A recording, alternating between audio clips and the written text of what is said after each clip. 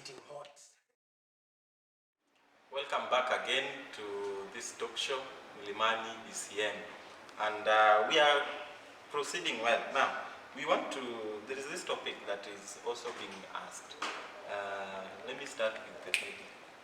Investments and dating. Financial security while we are still dating, and also saving. Is it proper to save with your man while you are still dating, or have some investment jointly, or it is something that you would not advise ladies to do? Okay, welcome back. Investment and dating, not investment and marriage. Investment and dating. Yeah. Investment and dating, Mimi, no. For me, no. Because, while you are still dating, you still have, like Pastor Dave said, that you're knowing each other. And there are some characters that you cannot know until you're married to that man, to that lady. Yeah. Mtu mnaweza fika siku ya harusi asifike kwa venue. Yeah, wengine wako na hiyo siku ya harusi isikuje kwa venue na mko na investment, mko pamoja, aende kwa account achukue pesa yote apotee usimpate. Utafanya aje? Hapo ndio utakufa hapo na utazikwa na hiyo gauni yako. Sasa mimi I will advise that wakati you are still dating, weka pesa yako kama ilikuwa kwa account yako ya investment, weka tu wewe kama lady. Weka hii ni pesa yangu yenye nilikuwa na invest. Then yeye kama pia kona yake, wacha tu yani sijulikane una invest kwa nini kwa still dating. Sasa wakati mtakuwa mmefika hiyo time ya kuoana, ndio wakati mnakaa kama mnataka kusikizana, mnaweza sema nilikuwa na hii kwa account, nilikuwa na hii kwa account, but while you are still dating, don't invest. That is my opinion. Because nimeona watu wakiumia sana kwa sababu ya kuinvest kama bado wana date. Mwanamke alichukua pesa, ilienda ikachukuliwa kwa account, mwanaume akaenda nayo akapotea, mwanamke akabaki ako depressed. Akajaribu kufuata namba ingi, kila kitu ingine, walikuwa wana date, wametangazwa inaenda kufanya harusi. So I will not advise. Yeah, unaweza hepa na pesa. Na wewe ndio ulikuwa signatory, amekutrust. Mfungwa business Hapo kuhepa na pesa. It's a matter of fact anyway. It's a matter of fact. The thing is, personally, sizi toroka na hiyo pesa, but now in the first place, is that investment there? Hiyo pesa toroke na. The thing is, what I can advise is this, as Judy has said, please don't invest as guys who are dating. That thing ni kama kucheza na simu juu ya kisima, una topple simu juu ya kisima. Yeah? You're risking that for it. Obviously at a point itaanguka chini na chini imeenda kwa maji. Yeah, so the thing is, if you guys, you must do something business-wise. You're doing it as partners in business. And any month, once the proceeds come, everybody apatiwe ratio yake kando na kando. Kama partners. Kama partners in business. Don't do a joint account thing. In that, if person A decides to be wayward, and if you're a man who unadanganya demu invest na utoroke na pesa yake, in the first place you're not a man, you're a masquerader, you're a boy hujamachua. So the thing is, if for ladies to be safe, mimi nakwambia kama mwanaume, to be safe, if you must do something financially, investment wise, do it as business partners, whereby after every profits may come, you share them as per the ratio. Follow all the partnership regulatories by the Constitution to be very safe. Okay, Mr. Dave, will you also not advise investment when you're dating? I will not advise. I think what they have shared is right, even in my view. I think let's just do what is allowed in coaching. It's just a place of learning. It's not a must that Dave must invest with Brenda. That's when you are coaching, for Brenda to understand that Dave is visionary. I think in courtship you just need to learn some trait. Is this man visionary? it is not like he must invest for me to see that it's visionary or to see his plan. Even by communicating, by just talking, and then maybe I've taken her out, or you have gone for an out, and then you share that, you know, I'm doing A, B, C, D. From that you can pick that this person is vision oriented, he has some investment that he's doing, he has some businesses, he's doing A, B, C, D. So I think it's just a learning process, but I will not advocate for people to invest together while they're in coaching. And that also, can it also apply where you open a business for your fiancé? I like what Ian has said. When you're doing that, just do it one, and I told you this, don't do it with something attached that I'm doing this and she must be my wife.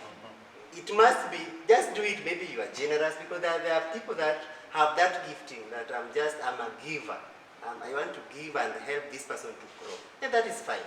Or you want to get into a partnership, and you must follow all the regulations. That if proceeds come, you want to share them in the ratio of this to this. And I think that one will be okay. The only thing that I wanted to add is that maybe in courtship, the only place that maybe an investment idea may come is when you are planning for your wedding.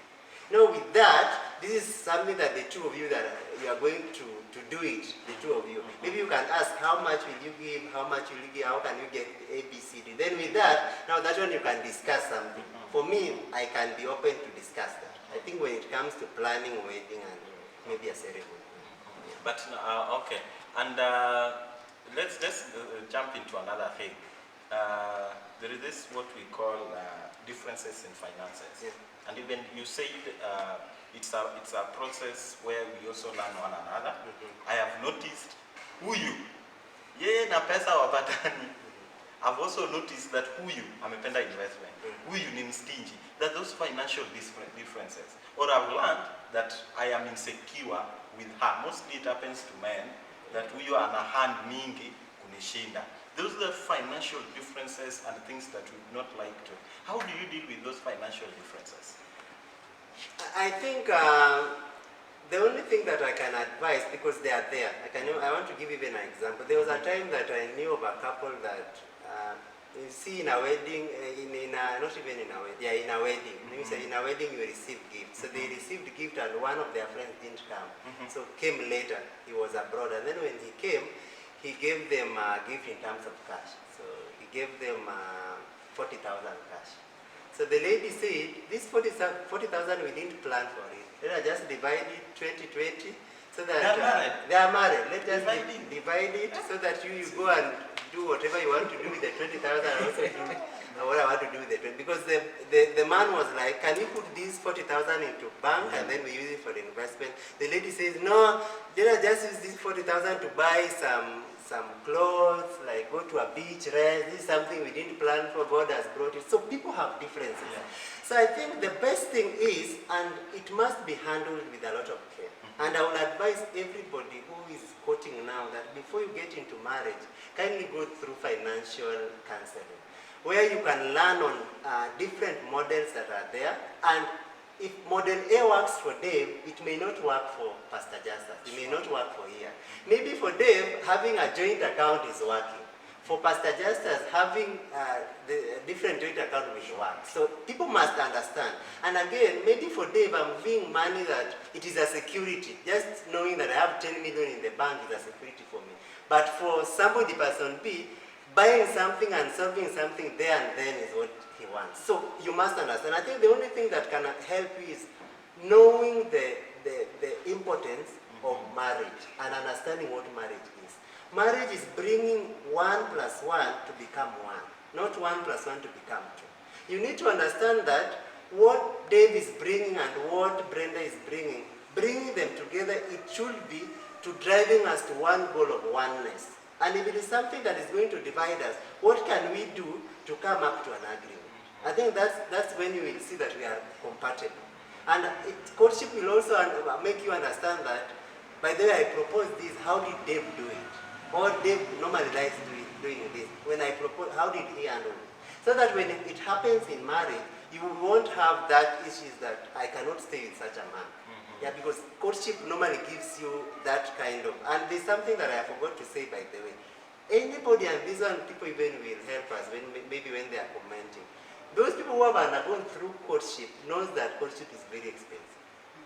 That's why I will advise that if you can, just go into marriage so that you can do things. It's so nice when you do things in marriage context. These so many questions won't be there. But in courtship, if you want to stay there, why could we do this for a long time? It will eat you up as a person, and it will like bring a lot of conflicts. Yeah. And let me go back to the lady's perspective. If you are earning more than the person you are dating, is it something that you will want to discuss with him?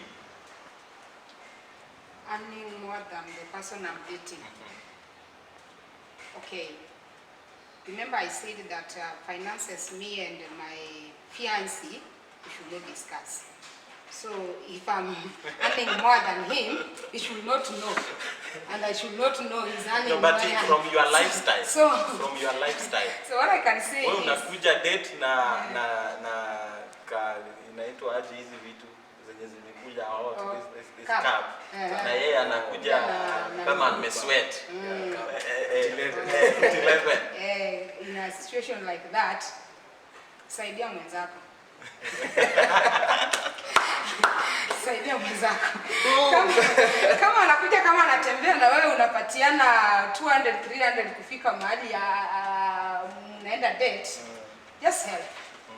Just help. Lakini hii ya kuleta that I'm earning more than you are earning, sasa hiyo kwa sababu mimi sitaki ikue mimi personally sitaki ikue when you are still dating, when you are still dating. Sitaki ikue that I'm earning this and you're earning that. Sasa meaning hata tukienda date, sasa unajua hata kama anatembea hivyo akicall date anataka wewe ndio ulipe. Lakini sasa kama ajui what you are earning, hata kama umekuja na cab na yeye amekuja kama ana sweat, unaona tu uko na macho ya kuona, na Mungu amewaleta together ili uone hizi vitu. Sasa wakati umeona bwanako in future anakuja kama amesweat na wewe mwenyewe umekuja umeng'ara, unatembea na titi, uko na heels, how do you feel? Like unatembea na mtu mwenye amesweat yote anafanya hivi kwa hoteli na wewe uko tu zile za uko umetoka kwa gari nini. No, just see. Mungu akusaidie macho na uone kama msichana like this person that I'm going to get married to, ni kama kuna vile kapesa kake sio kazuri sana kama kangu. Sasa lazima nimsaidie. So unaona vile unasaidia wife yenye itamuumiza pia, because kuna wenye wanasaidia vibaya. Unasaidia mwanaume but unamsaidia na wewe yenye unamuumiza. So unamsaidia in a way yenye haitamuumiza. Hata kama ni unaona jasho, unamwambia next time, unamwambia kama ni date umecall, hata kama amecall date surprise hata na ka 100, unamwambia hiyo ni fare yako ya kukuja. Kama wewe utatumia cab na yeye anakuja, unamwambia umeniita date but hiyo ni fare yako ya kukuja. So as long as anaenda kulipa for the bills ya date yenye amekuita, amejua fare yake umemfanyia nini, ana appreciate. Hiyo ni fare yako ama hiyo ni credit. Sasa yeye ndiye atatumia aone ni credit ama ni fare. So ana decide, but tuone kama wasichana. Ian, financial differences, they are there. Pastor has told us Zico. How can you as a man when a girlfriend wako? Number one thing, you as a man, get to understand this. A full-grown man, a well-fashioned boy to become a man, you can never be intimidated, and align that word, intimidated by a woman's success. Even if she's a CEO and you are a COO, Chief Officer Wachikoni. Yes. CCO. Chief Chef Officer, yes. CCO and a CEO. Chief Executive Officer dating a Chief Chef Officer. You can never be intimidated by that, because, one thing is this. When she comes back to where you are, you're the king there.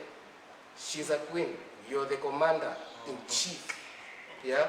So, don't be usikanyagiwe because unacheki your girl is so classy, her house is well furnished. Because maybe hata kwambia ana ngapi, but you'll see her. House well furnished, the office penye anafanya kazi, Yeah? Unacheki to the way iko, njua, hey, hii hapa, pesa iko hapa ni serious. It's triple mine. But you stick your ground as a man, an African man. They come good in. Yeah? When she comes back, you tell, even with mine, 1,000. I'll take you to Java and I pay milkshake at 300. Funny. I just wanted to comment on top of what he's saying. And also comment on the signs of incompatibility. Okay. I just wanted to say that what Ian is saying and what Judy has said, I think I like their comments. If you meet somebody, like you meet somebody and you're physically attracted to her, you won't see her walking with her, like her house on her, like her job and everything painted on her face. There's something that drove you to that person. Before that. So yeah, I'm thinking in courtship, even if somebody is earning a lot and every other thing, it should not be viewed as that is what has attracted you to that person. There's something more bigger than that. So yes, what Ian has said is true. A man is always the person to give direction when it comes to courtship, even in marriage. Jesus Christ is the head, then the man, then everybody follows. Yeah.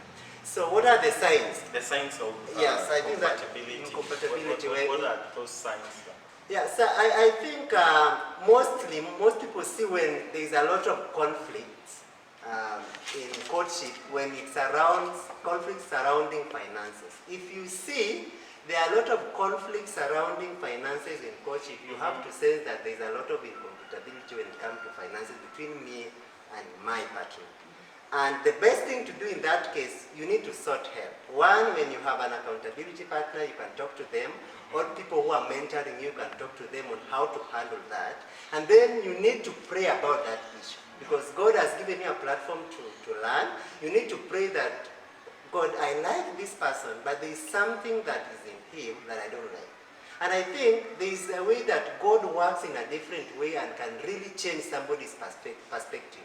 That's why the Bible says, there are things, everything is for God, everything is through God, and everything belongs to him. And if I want Dave to change, and there's something that I cannot change in Dave, I can go and sort his creator, because all of us are believers, then God is in a position to change him. Yeah, so I believe that if you see so many conflicts surrounding your courtship, around finances, then that's a sign that you're not compatible when it comes to finances.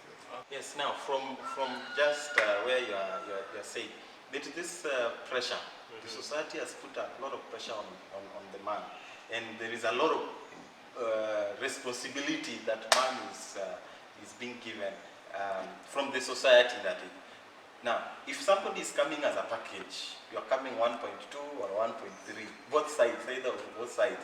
Now, there is a responsibility of taking care of this, the point, even before you get into, should that, because so many people use that as a benchmark to see if the man is responsible or not.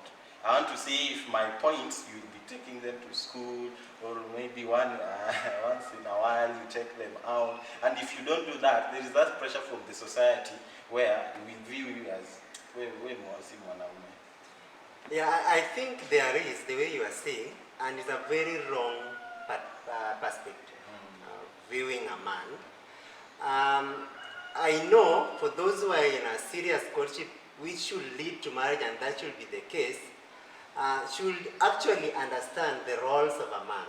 What does the Bible say about the roles of a man? What does the Bible say about the roles of a wife, of a godly wife and a godly man? What are the things that a man should do? And basically, I know a man should be a provider. I know that there are families that started with a man not doing anything, but a lady like has a job to do. But still, that one does not mean that a man sits down every day, lazy down there, just waiting for the lady to come and do everything. No, I think what you should learn in courtship is that what is this man visionary? Is he like, does he even have plans on how to do ABCD? Even by just communicating alone, you are able to pick that, by the way, this man, now he doesn't have, but I see him, he's somebody that in the next 2 years or one, even if I get into this marriage now, he has plans of doing ABCD, and there's something in him. I think that one should be the drive behind it. And I'm not of the idea of you having what people view about your fiancé, and then using that to make decisions. That one is wrong. Maybe the community may view and everybody may gang against you marrying them, But you know definitely that Dave, God has told me is the man. I think with that way, let me sample some of the questions that we have here. And you can talk to us, send your questions, send your comments, so that we also get to engage. There's some questions here, and somebody says, I am dating a man who is financially irresponsible. How can I start this conversation with him? How can I start this conversation with him? I'm dating a man who is financially responsible. And I spend some, I tend to think so. Oh, financially irresponsible. Like, yeah, anatoa tu. It's kind of, and I spend too much, maybe. Yeah, because nilikuwa naipata in two ways, but sasa wacha nijibu kwa hiyo yenye anatoa sana. Like, okay, so you are dating and anatoa sana. Sasa the thing is, while the two of you are dating, anatoa sana wapi? That is the question number one that we should ask. Anatoa sana akikupatia, anatoa sana akipatia familia yake, anatoa sana akipatia familia yenu, ama anatoa sana kujirembesha nayo, kuvaa, kutoa nini. Sasa hiyo ndio swali yenye nafaa tujiulize kwanza. Anatoa sana akifanya nayo nini kwanza, before tujibu anatoa sana. Kutoa anatoa sana, but sasa tujui kutoa sana anatoa sana akifanya nayo nini. Yeah, because anaweza kuwa anatoa sana, pengine anatoa sana kwa church na inafanya kazi ya Mungu, na sasa tunaweza mhukumu, unatoa sana, mbona unatoa sana kwa church yako? Pengine anatoa sana anasaidia familia yako. So lazima tujue anatoa sana ikifanya nini kwanza, ndio tujue vile tunaweza kusaidia. But let me just say something. If somebody is financially responsible, maybe it's two-way. One, he's spending a lot, maybe of things which does not add value. And maybe the lady has viewed that this is the way this man is doing that. This is the answer to that. God does not give you a finished product. Maybe the reason why God wants to make this man to come to your life is for you to educate him that, by the way, instead of doing A, B, C, D, do this. So that one day if Dave meets with Brian, Brian is a different person. Brian is not the person that I knew that is always spending. Now he can use his money to make decisions, and then I will see there's a difference in this man. Yeah. There is another question here. We have been going for dates for a year plus, and he is not talking. Should I wait for him to make it official, or I tell him my heart, because I love him? Nimechoka na kukula restaurants na kukaa kwa parks. Okay, that's a good question. That's why when I was starting this great show, I was saying that marriage, not marriage, no, dating and, a lady, by the way. Dating and relationship is in stages, and this one must be clear today for everyone who is doing this. Dating or relationship must be in stages. There is the first stage of just girlfriend and boyfriend, and to me, dating should not be something open-ended. I'm against something of that kind. It should be something which is definite, not indefinite. So that people don't just date for 20 years. People don't just date for that. It should be, and it should be a responsibility of a man. And this one I'm very clear, sorry men for today. For a man to just say, I want to date for 2 years and learn, then after that I will propose to this lady. After proposing, I will court her for 1 year. Then after that, I'll wed, and then I get into marriage. Then to the lady now, I pray that the man that you are courting with knows and has this wisdom that one day he will propose. The only thing that you can do now is to pray. That is the first thing. Just pray that God allow this man to propose. I think that is the first thing, and maybe I know some, and it's not a good way of maybe talking to his friends and maybe suggestive talks on maybe you are ready, why is he not saying this and this. Maybe through that you can get some whisper by there, I need to do this. But it's not good for a lady to just stand and then say that I am leaving this person because he's proposing. How sure are you that the next one that you are going to, he will propose to you between a period of the way you define it? So just be patient. Maybe God is allowing you to learn patience there. So just be patient and pray. Maybe one day we can you, if a lady proposes, this is a lady who has been dating for, it's been taken for dates for a while. Amekula kuku, amekaa kwa parks, lakini kijana aongei. Msichana akikuongelesha, it's good? Wewe mwenyewe. Personally, if it's me, no, okay. See kwa ground. Ini najibu hii swali. Najibu hii swali. Speak out your heart. Kwa kama kansime. Si comedy real. Speak out. Ambia mseni aje. Mimi nimechoka na hii story. Ring do hebu propose. Ring do he propose. But you as a man unafaa ku speak it out bana. Mkianza ku date day 1 mu agree na date for 2 days. The third day tuko kwa altar. The fourth day we are husband and wife. It's important. Is it proper for ladies to propose? No.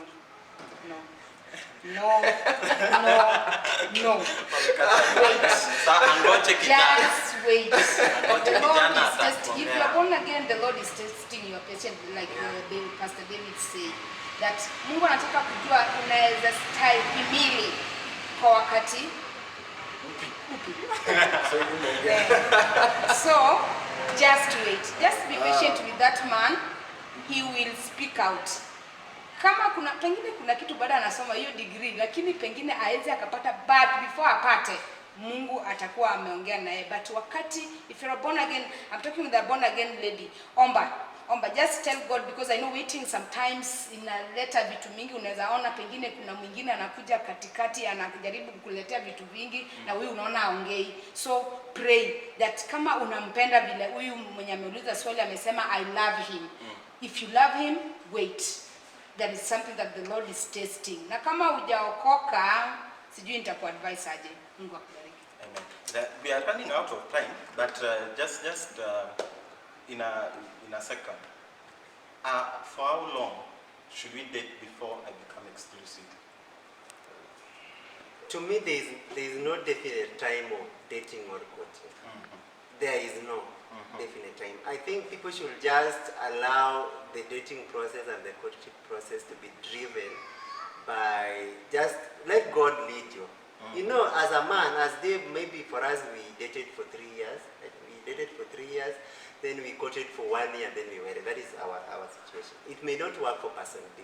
I know of a couple that dated for 6 months. After that, they courted for about a month, and then they are now married, and they are happily married.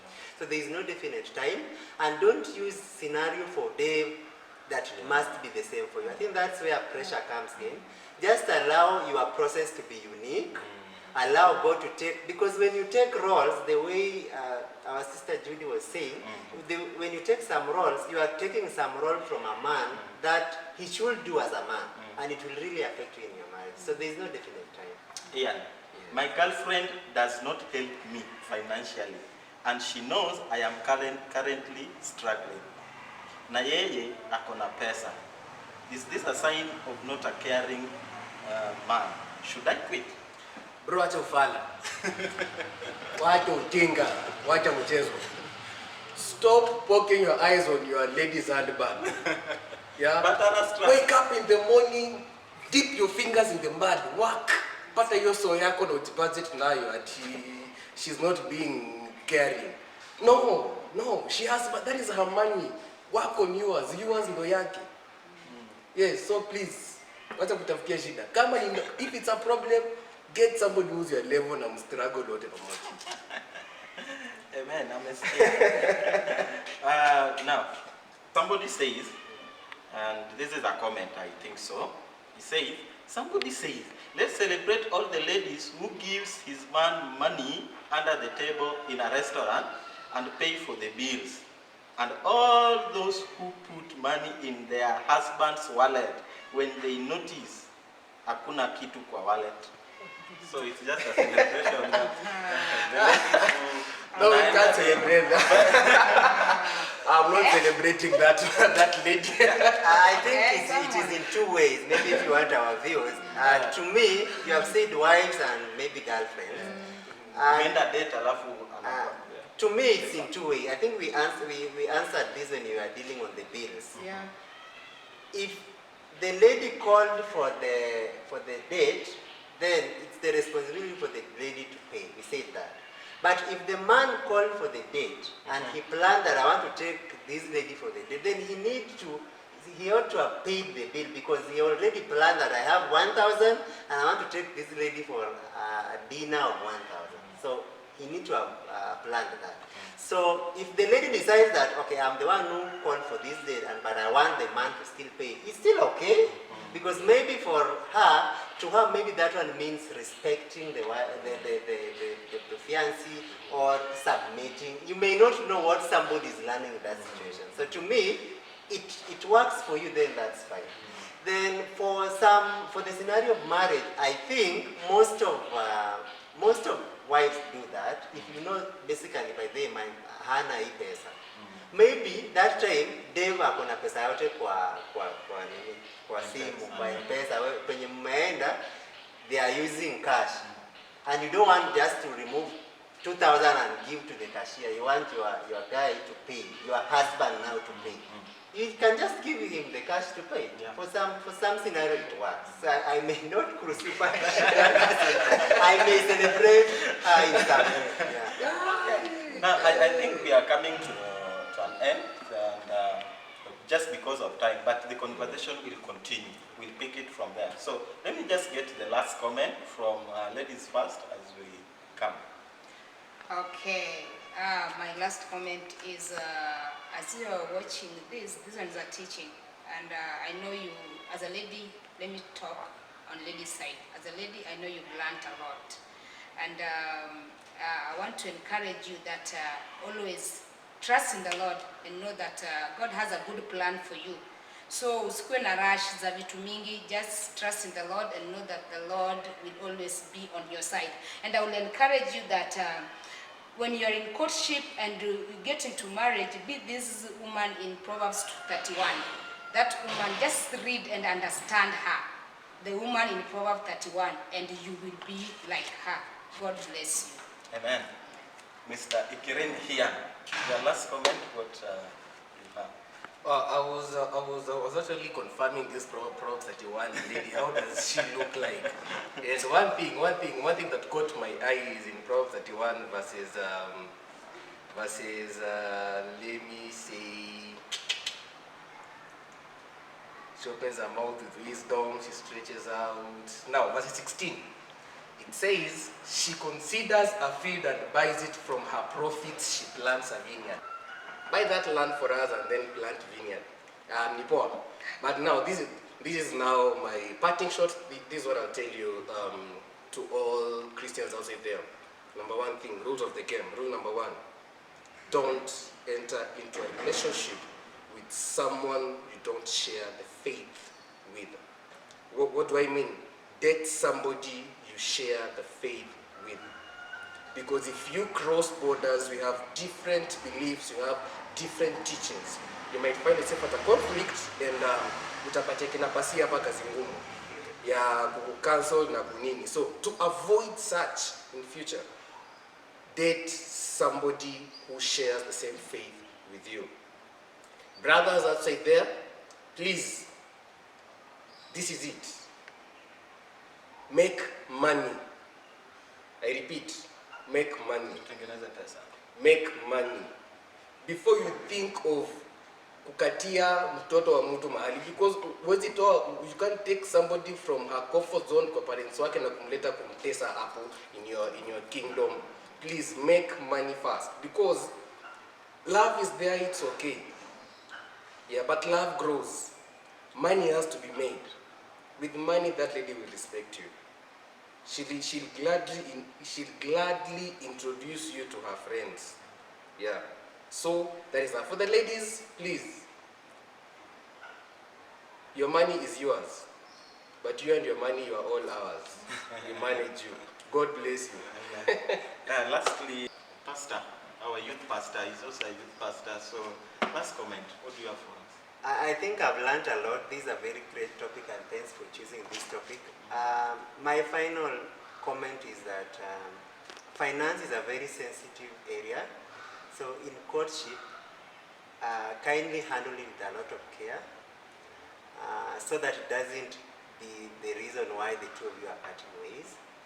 Get counseling from your mentors, from your accountability partners, pray a lot about it.